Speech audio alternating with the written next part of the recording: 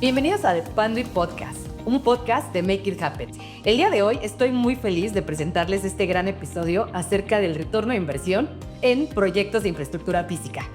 Y tengo el gusto de contar con dos invitados de lujo. La verdad es de que me siento muy honrada porque seguramente ustedes ya los conocen. El primero es Jorge Silva, director general de Data Evolution. Jorge, ¿cómo estás? Gracias, Moni. Bien, muchas gracias. Gracias por la invitación y gracias por el espacio para platicar con tu audiencia. No, muchas gracias a ti. La verdad es que les tengo que confesar que hoy fue un día caótico para venir aquí a grabar. Sí. Entonces te agradezco muchísimo tu tiempo. Lo logramos. Lo logramos. Y el segundo invitado viene de la casa. Carlos Arochi, muchas gracias por tu tiempo y por estar aquí en este episodio más. No, gracias a ti y a todo el público que nos está viendo. Para nosotros esta serie de podcasts es bien importante porque podemos compartir lo que pensamos en casa, pero sobre todo ahora en esta ocasión con Jorge, quien es uno de nuestros mejores integradores en Latinoamérica, y podemos tener la misma visión desde dos ángulos diferentes. Pues gracias por este espacio igual, Carlos. Este podcast me interesa bastante porque son dos ángulos diferentes, ¿no? Cuando hablamos del retorno de inversión en un proyecto, hablamos desde el fabricante y también desde la parte del integrador. Hay dos papeles bien interesantes y me gustaría que cada uno de ustedes me dijeran una palabra, no sé si es una palabra o una oración más bien. ¿Qué significa para ustedes retorno de inversión en un proyecto? Es un tema muy interesante. Creo que muchos de nosotros trabajamos en los proyectos, Moni, pensando siempre en cómo generarle valor a un cliente. Este valor se traduce en muchas ocasiones como el retorno de la inversión. Hay otras formas de hacer una medición de este tipo, pero contestando a tu pregunta es ¿qué valor económico y para la industria a la que le estás generando un proyecto y en qué tiempo le puedes dar un retorno a ese dinero que se está generando a través de un proyecto, ¿no? Todos los proyectos que nosotros vemos y trabajamos no tienen el objetivo principal de darle un beneficio al área de sistemas o al área de IT o al área de data center, sino que busca darle un beneficio puntual al negocio. Y ese negocio tiene que ver por qué le tiene que invertir a la infraestructura para poderle generar pues, más dividendos, si lo puedes llamar así, a su propia compañía o a su propia industria, ¿no? Y esa misma empresa lo que busca a su vez es generarle valor a sus clientes. Entonces la tecnología es un medio para generar valor a los clientes y el cliente busca saber cómo se retorna. Sí, totalmente de acuerdo contigo. Se puede medir de muchas formas, ¿no? Tú bien lo dijiste. Una puede ser, yo compro $1, una mercancía, y esa mercancía me da un beneficio bien, que puede ser $1.5 o lo que fuera arriba de ese dólar. Pero también generarle valor a la empresa, ¿no? Entonces lo puedes medir como parte de la empresa, el valor que nosotros generamos con soluciones de infraestructura para una empresa, el valor que le generamos al área de tecnología, dándole una ventaja competitiva a la empresa contra otras empresas con las que ellos compiten, o haciendo que su operación sea más eficiente o que sea menos costosa o que tenga menos riesgo, ¿no? Yo creo que vamos a hablar de mil de estos factores. Sí, son factores que nosotros buscamos ver cómo le generas ese valor. Una empresa, pongamos cualquier rubro, hoy en día en una industria, una empresa que produzca pantalones, por ejemplo, ¿no? Si tú tienes un proyecto que le tienes que crear diseñar un centro de datos o una infraestructura, pues simplemente es eso, ¿no? Quiere producir y mejorar y medir cómo puede producir más con menos en muchas ocasiones. Y hoy, pues la tecnología, como todos sabemos, es parte fundamental de prácticamente cualquier empresa, ¿no? Es el corazón, los datos de cualquier empresa. Sí, claro, la parte de la tecnología juega un punto importante en todas las compañías. Si yo lo traduzco en KPIs, ¿cuáles serían los KPIs más importantes para medir el retorno de inversión? Yo creo que se pueden medir en muy distintas formas, ¿no? Uno puede ser la misma satisfacción del cliente, el otro el esfuerzo que le cuesta a él o que le toma a él tener una solución completa. Otro puede ser, yo invierto, como decía hace rato, un peso, $1 y tengo inherente una ganancia en eso, ¿no? Por ejemplo, antes de la pandemia, muchas de las áreas de tecnología eran un área de costos o de gastos más bien, que no necesariamente eran vistas como un área que puede ser un diferenciador en la misma empresa, ¿no? O un habilitador. En el momento que la pandemia cayó y todo el mundo tuvo que empezar con el tema de tráeme todo, ponme a todos remotos, vamos a digitalizar todo, vamos a tenemos que poder trabajar remotamente, tenemos que poder seguir atendiendo a nuestros clientes. La transformación del digital de las empresas cambió dramáticamente. Entonces, en empresas como la tuya, que integra a fabricantes como nosotros y otros tantos, que pueden proveer esa solución inmediatamente, en ese momento ya tienes un retorno de inversión.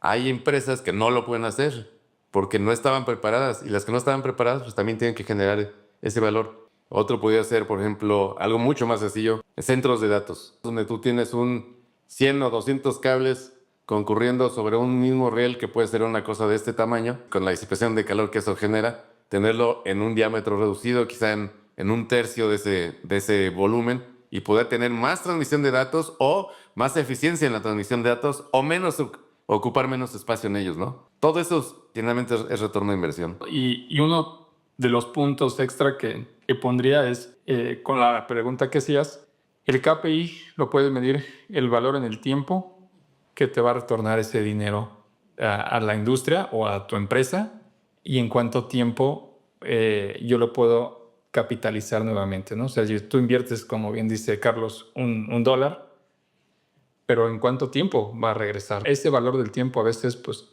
no lo medimos, y creo que es uno de los factores importantes para los KPIs que tienen muchas empresas. ¿En cuánto tiempo el proyecto vamos a tener el retorno de inversión?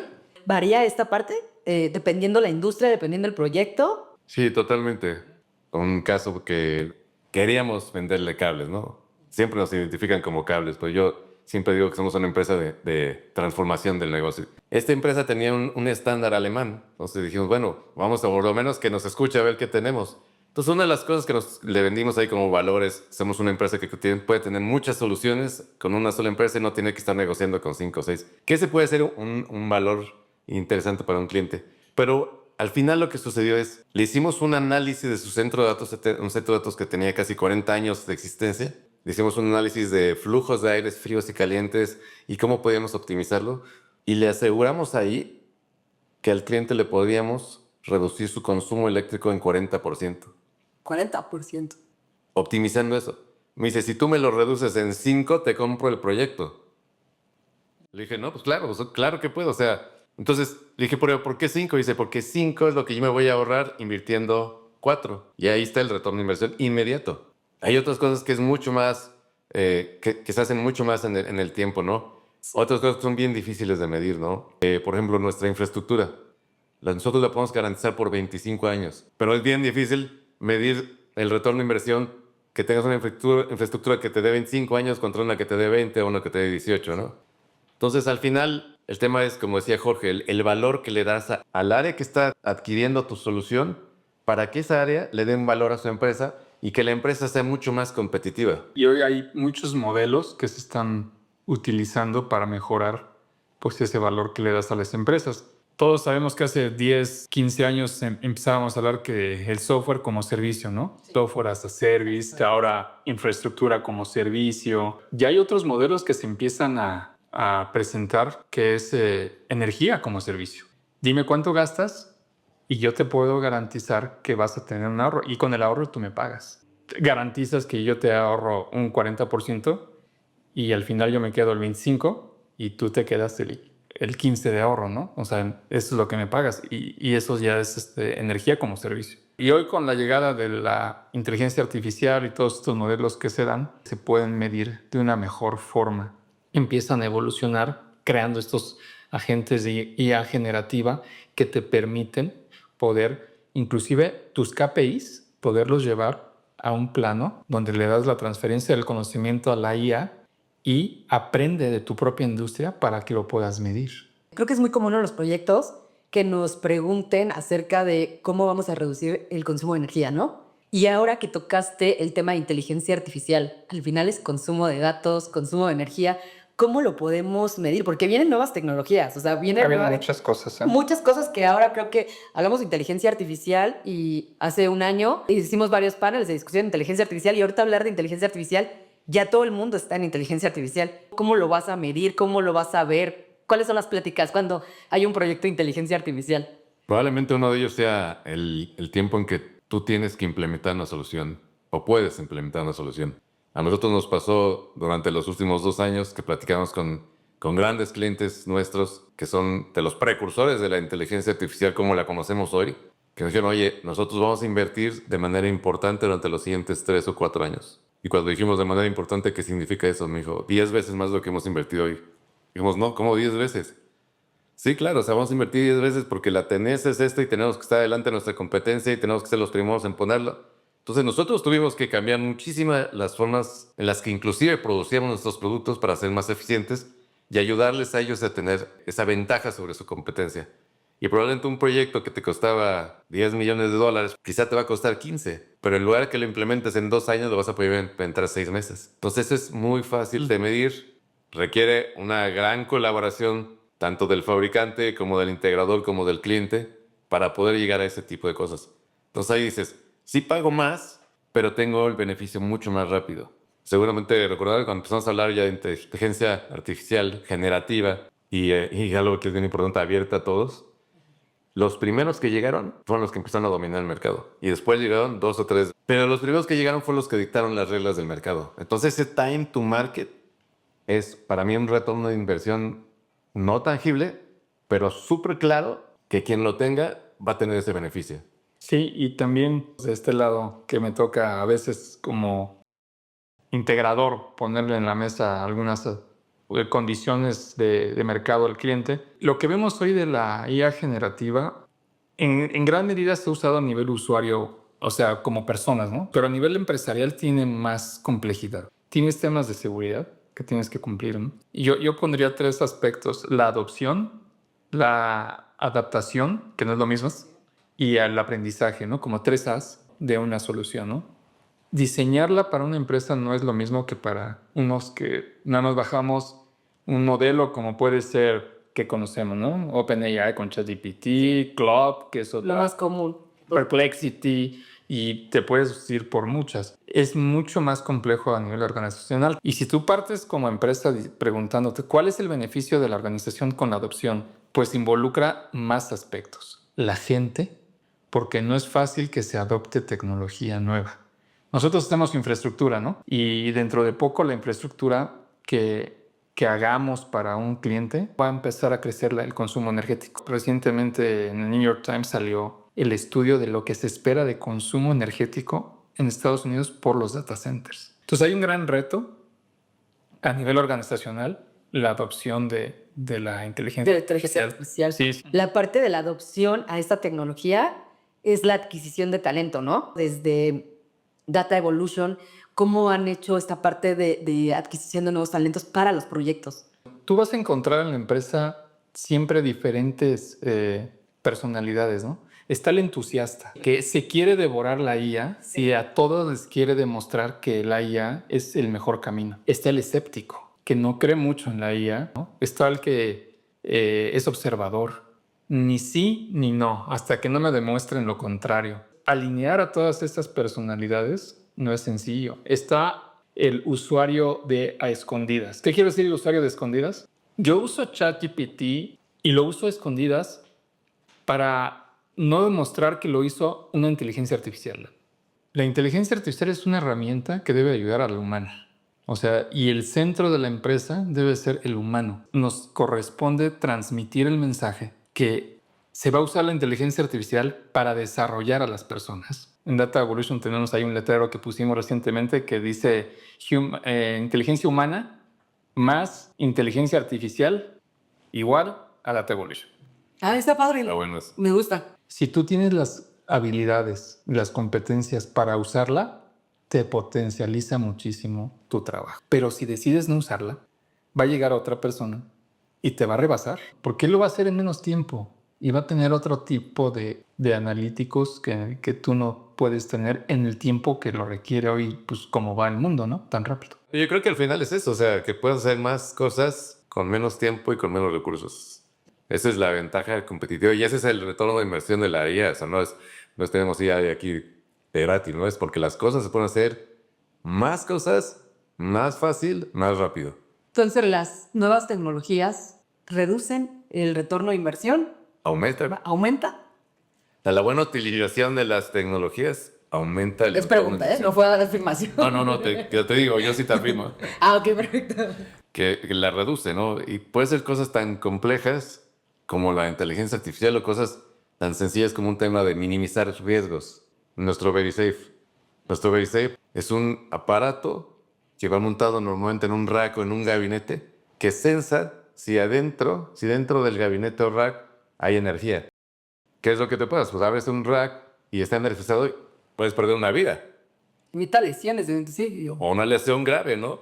O puedes pagar un edificio. Tenemos un caso muy particular que uno de nuestros clientes, y se lo comento a nuestra audiencia que es de alto nivel, uno de nuestros clientes que adquirió esta solución no fue el área de tecnología, ni fue el área de manufactura siquiera, fue el área de recursos humanos. Recursos. Porque decía, ¿cómo nosotros podemos ayudar a nuestros empleados a que corran menos riesgos? Nos contactó este director de recursos humanos y me dijo, oye, escuché que ustedes tienen un aparato que salva vidas. Dije, no, pues creo que te equivocaste de empresa, ¿no? Me dice, no, aquí tengo la foto y ya el VeriSafe. Dije, bueno, no lo había visto desde esa perspectiva, pero sí. Le platicamos, nos llevó al área de manufactura y fue un hitazo, ¿no? Venimos cualquier cantidad de estos productos de VeriSafe, pues lo que le dimos a la empresa un valor que ellos no tenían. Entonces ahí el retorno de inversión fue súper tangible en términos de minimizar el riesgo, de poder aumentar la productividad, porque incluso ellos podían eficientar cómo hacían las revisiones de sus diferentes gabinetes y racks para que pudieran ser más eficientes. Y al final el área de recursos humanos tuvo un plus enorme que le dio a la empresa una ventaja. Y está interesante porque en las plantas, el área de recursos humanos, está una de sus calificaciones o colaboraciones es evitar las lesiones en el trabajo. Va a ser parte del equipo de marketing, Carlos, porque acabas de decir de la campaña VeriSafe, un kit de salvavidas, tal cual puede ser. Está bueno. En nuestra base de datos vamos a colocar ya recursos humanos en la parte de VeriSafe. Entonces, me hizo clic con lo que acabas de mencionar. Sí, y ahí regresando a la pregunta inicial de si la tecnología aumenta el ROI, una tecnología bien utilizada puede aumentar el retorno de inversión de cualquier cosa, pero bien utilizada, ¿no? Y bien diseñada o analizada para su aplicación, ¿no? Ah, claro, bueno, por supuesto. Nosotros tenemos otro cliente está en Brasil que se dedica a generar energía a través de celdas fotovoltaicas. Tienen kilómetros y kilómetros de celdas. Todas las celdas, pues obviamente están conectadas por cables a un inversor y, bueno, y todo lo que ven. El punto es que ellos empezaron a cablear todo esto ya en kilómetros y kilómetros de cable y los anudaron con unos cinchos, como decimos en México, o precinchos, como dicen en otras partes de Latinoamérica. Concursamos por vender esos cinchos. Y yo, no, pues es que tú eres 10% más caro que el resto. Y dije, bueno, pues si tu tema es un tema de costo, pues definitivamente no soy la marca para ti. Pero tu negocio es que esas celdas fotovoltaicas estén todo el día mientras haya luz funcionando. A los 2 meses, este cliente nos volvió a hablar y me dice, necesito que me vendas 18 millones de estos cinchos. Dije, pero pues, ¿qué pasó? Me dices que tenés razón. Hoy tenemos que cambiar todos y cada uno de los que ya pusimos. Y tenemos que parar para cambiar, porque si no, puede ser hasta peligroso. Entonces tuvieron que volver a cablear todo, volver a poner todo con estos cinchos. Y ahí tienen una ventaja competitiva también. Okay. Un retorno de inversión que quizá pagaron 5% más o 10% más, pero no hubieran tenido que hacer todo el retrabajo que se hizo. Pues con este ejemplo y el de VeriSafe, acabas de mencionar algo que nosotros como empresas, que nos toca ser consultores, ¿no? Finalmente, sí. Encontrar cuál es el valor para un cliente. No solamente llegar y decir, mira, aquí está la solución de infraestructura y el cableado y el UPS, sino entender qué valora cada quien, ¿no? Exacto. Y es hasta hacerle un poquito al psicólogo. El primer cliente que mencionaste, ¿qué valora? La seguridad. La seguridad. Y es seguramente un tema que está dentro de su empresa pues muy arraigado y tiene que meterle. Sí, que es cuando la misma solución llegas con otro y a lo mejor no es tan impactante, ¿no? Sí, y el speech es totalmente diferente. Y dicen, no, pues está bien, pero lo que me urge es, nos toca entender cómo generarle y cuál es el valor para ellos en un proyecto, ¿no? ¿Qué te genera valor ahorita, no? Pues me urgen los hinchos, ¿pero por qué? Y una vez que entiendes las necesidades de cada uno, pues puedes tener mayor apertura. Va muy relacionado a lo que decías originalmente, ¿no? Pero bien diseñado. Ajá. Por eso nosotros insistimos en tener nuestra cadena de valor a través de empresas como Data Evolution, como ustedes, que pueden integrar nuestros productos con otros productos de fabricantes que complementan nuestra oferta con un diseño adecuado para el cliente en particular que estás tratando. Si todo eso se conjuga, normalmente tienes un retorno de inversión más alto. Ok. A ver, una pregunta. Bueno, más bien es como un ejercicio.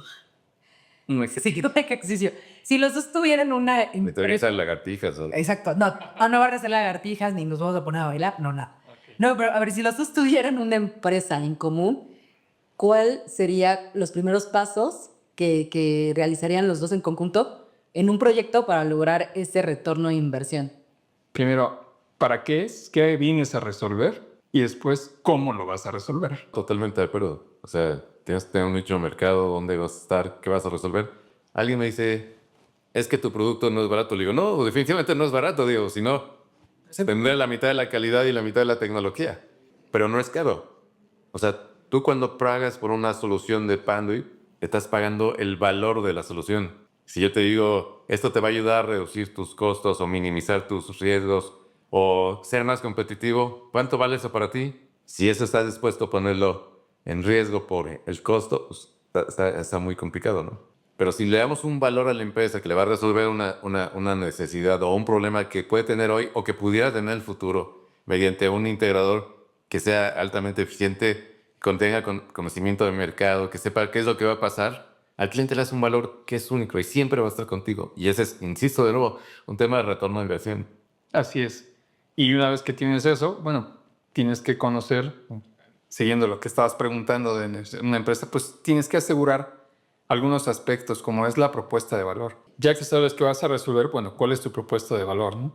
Y si puedes analizar qué promete la marca que va a traerle al mercado, ¿no? O sea, la promesa de marca de Disney es gente feliz, ¿no? Y más que la gente llegue y lea su misión, visión y valores, tratan de hacerle ver a la gente que trabaja ahí, que está ahí para hacer que la gente sea feliz, desde el que limpia los baños hasta el que está en un nivel directivo. Encontrar lo que le vas a prometer al mercado que le puedas dar, como es esta promesa de marca, pues es fundamental para decir, ok, sé que quiero resolver, cómo lo voy a resolver, qué le voy a dar de valor con la propuesta de valor y la promesa de marca, ¿no? ¿A qué te comprometes? Con la propuesta de valor, o sea, tal cual es la propuesta de valor. ¿Cuál es lo que tú vas a ofrecer, el beneficio y sobre todo, pues termina la parte del retorno de inversión, ¿no? Bueno, pues hemos hablado ya del retorno de inversión en proyectos de infraestructura física, de la parte de adquisición de talento, adopción de nuevas tecnologías como la inteligencia artificial. Me gustaría saber acerca de la sustentabilidad en los proyectos y ese retorno de inversión, ¿cómo lo podríamos ligar? Hablamos en un inicio de la reducción de energía, pero ¿cómo puede estar ligado la parte sustentable al retorno de inversión? Yo sé que es tu tema favorito. Ya sé, sí. De hecho, ya me he metido en varios problemas por hablar de sustentabilidad. Exactamente. O sea, Tiene muchísimas. es un examen, ¿eh? Para ti. Bien, ya me di cuenta. Tiene muchas aristas. Y que a lo mejor es una línea que también trae Pandit, ¿no? Sí. El tema de sustentabilidad. Pandit y muchas empresas, pero también ya lo traemos las personas, ¿no? O sea, Yo creo que cada vez tiene más impacto, ¿no? Uno por lo que estamos viviendo, el tema del cambio climático. Y cada vez la gente es más consciente, en particular la gente joven, ¿no? O sea, como tú, gracias. no como nosotros. Todos nuestros productos están hechos, construidos y diseñados tratando de tener el menos impacto posible en el ambiente. Nuestras fábricas son fábricas que se preocupan muchísimo por no impactar el ambiente. Por ejemplo, la de Costa Rica no utiliza nada que no sea energía sustentable. Totalmente. Y quiero interrumpirte a ti aquí, porque hay un comercial muy bueno de la planta de Costa Rica que me enorgullece mucho, que el 99% de la energía que se ocupa en la planta de Costa Rica viene de energías renovables. Totalmente, el 99%. La verdad es que esto, cuando yo supe el dato, la verdad me encantó, ¿no? Entonces, sí, la planta de Costa Rica lo está haciendo. Otras plantas de Pandit se están sumando a esta iniciativa. Así es. No, totalmente. Y nuestros productos, por ejemplo, te ayudan con una certificación que se llama QoBadis, que le da puntos verdes o hojas verdes, dependiendo de dónde lo quieran utilizar, para que las empresas que adquieren soluciones diseñadas, formuladas, fabricadas e implementadas de forma sustentable generen más puntos para sus empresas, que también es otra ventaja competitiva. Entonces ahí hay un retorno de inversión inmediato. Por supuesto, lo que hablamos hace rato de reducir el consumo eléctrico. Cualquier cosa que reduzca el consumo eléctrico es sustentable, ¿no? Que la reutilización de los materiales con los que generamos nuestros productos sea no un plástico de primer uso, o el empaque sea diferente, el empaque sea un plástico no de un solo uso, perdón. Todo eso le da un beneficio al cliente. Algunos son menos tangibles, otros son más tangibles, como el consumo eléctrico, la certificación o las hojas LEED. Pero hay muchos aspectos ahí que se pueden ahondar. Sí, hay muchos aspectos. Ahorita que hablabas de la planta hablaban de la planta de Costa Rica, si tienen la oportunidad de algún día agarrar una caja de cable de Panduit o algún otro producto, van a ver que trae unas siglas que dice ROHS. ¿Ok? Sí, recuerdo. Esa sigla que trae significa que hay una regulación que salió en Europa. Dicen que los chinos y los americanos desarrollan tecnología y los europeos están para regular, ¿no? Entonces, Es buenísimo.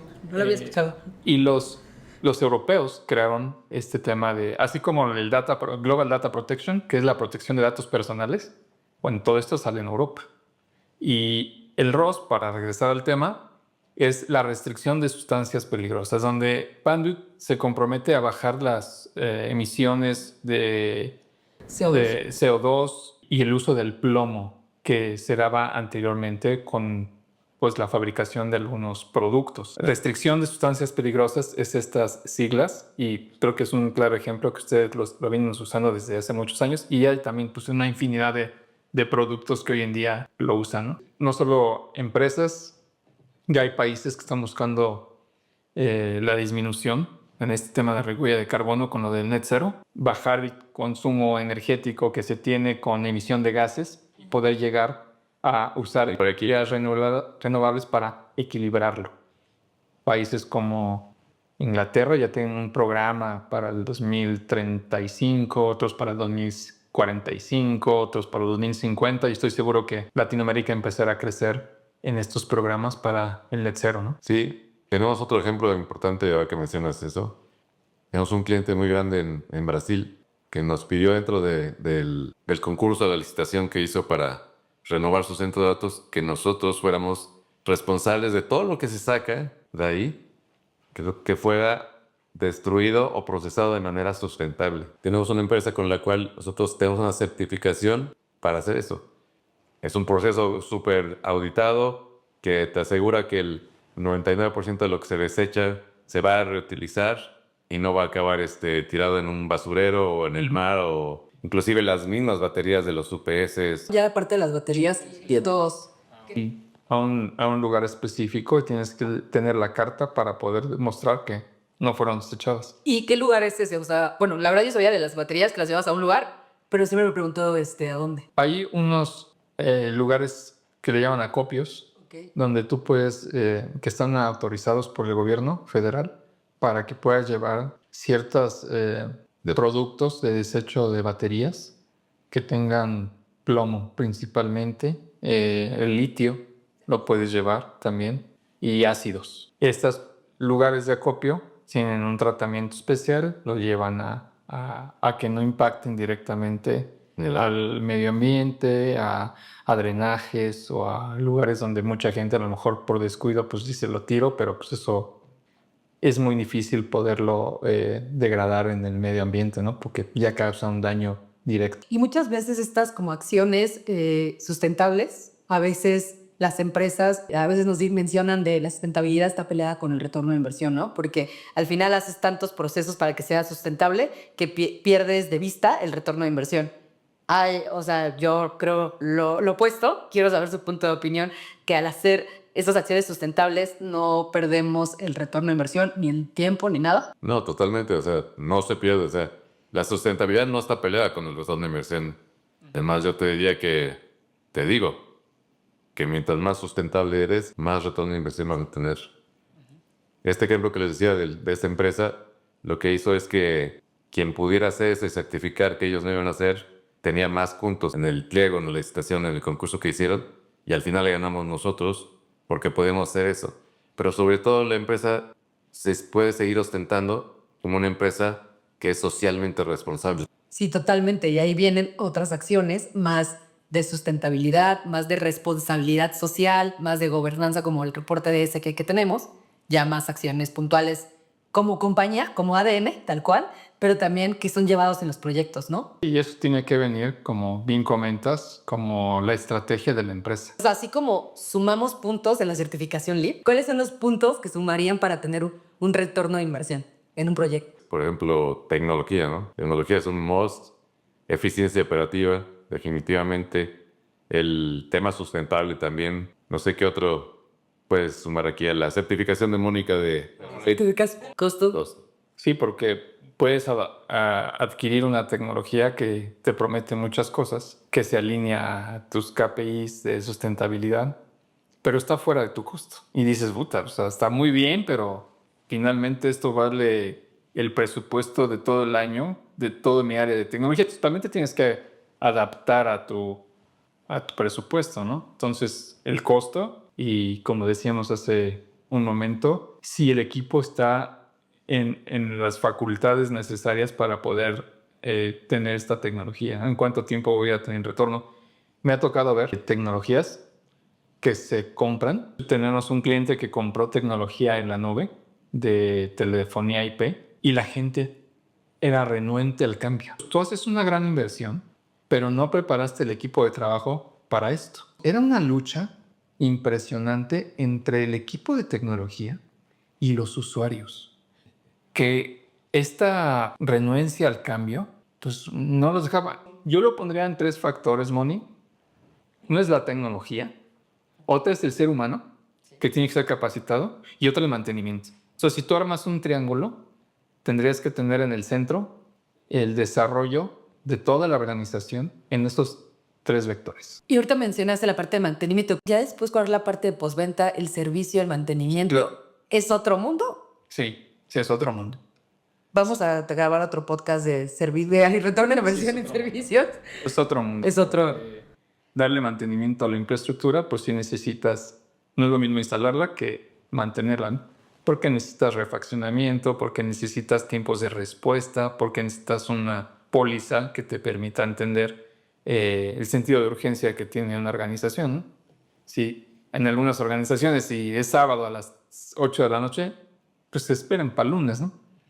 Pero en otras, no digo crítico. Esa caída de red, pues impacta en mucho dinero. Creo que vale la pena tener otro podcast de la parte de servicio, la parte de postventa. La parte de postventa. Postventa es otro mundo, o sea, platicando también con otras personas, con otros clientes, cuando llegamos al punto de mantenimiento, la parte de postventa, son otros KPIs, ¿no? Totalmente. En nuestro caso particular nos gusta, no sé si has escuchado o lo has usado alguna vez, o en PAN se usa, los OKRs. ¿No? No sé si lo has escuchado. Hay una tendencia como si fuera una evolución del KPI con los OKRs, que son objetivos y resultados clave. Ok. Voy a dar un ejemplo, ¿no? Si usas OKRs, bajar de peso, ese es mi KPI. El OKR dice, no, tienes que llevar números, tienes que llevar objetivos claros. Entonces, no es lo mismo decir bajar de peso en el 2025 que decir bajar 25, bueno, es mucho mensaje, pero bajar 5 kilos al 31 de octubre. Ok. Con eso ya tienes una definición y después ya vas al KPI, pero ¿cómo lo vas a hacer? Pues lo voy a hacer comiendo 3 veces a la semana pura ensaladas, no tomaré refrescos. Esto lo usaban en Intel como una metodología para que los KPIs no fueran solamente una métrica de que dieras, voy a hacer esto, sino que el OKR dijera, si vas a hacer esto, ¿para cuándo? Y dime cómo lo vas a lograr. Y abajo del OKR, de lo que es objetivos, están los KPIs. Es nuevo para mí, pero seguramente ya lo hemos implementado, ya lo hemos hecho, porque, bueno, yo veo mis business goal y me dicen cómo lo voy a hacer, ¿no? Solamente no es colocar voy a llegar, no sé, en redes sociales, que por cierto, los invito a que nos sigan en redes sociales, y también va a aparecer en la pantalla un código QR que nos va a direccionar a la página de Padlet. De hecho, hay un libro de esto que es de John Doerr, se escribe Doerr, y se llama el libro Mide lo que importa, por John Doerr, que él fue un ex empleado de Intel, lo desarrolla, lo lleva a Google y es la metodología de muchas empresas hoy en día. Midamos el rol, ¿no? Miramos errores. No, de hecho es súper importante, ¿no? Bueno, pues ya estamos llegando al final de nuestro podcast.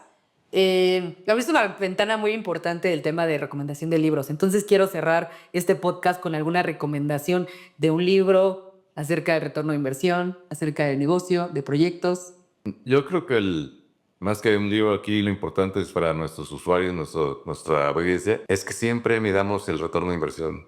O sea, y puede ser tangible en términos de dinero, de beneficios, de competitividad y vuelvo a insistir, de riesgos, porque eso es lo que al final va a hacer que un proyecto sea exitoso. Y una serie de proyectos exitosos hacen que un área sea exitosa, ya sea un área de TI manejando inteligencia artificial o un área de OT manejando toda la parte industrial. Y el conjunto de esos proyectos que se miden y tienen un retorno de inversión positivo, siempre va a generar una ventaja a la empresa.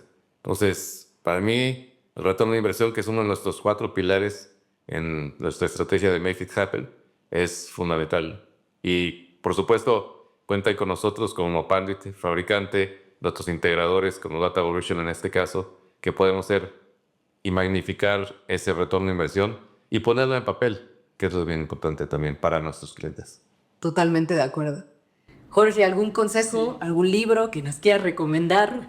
Yo pondría 3 aspectos importantes y el más importante de todos para mí es el aspecto humano. Adaptarse, adoptar y aprender es esencial para todos.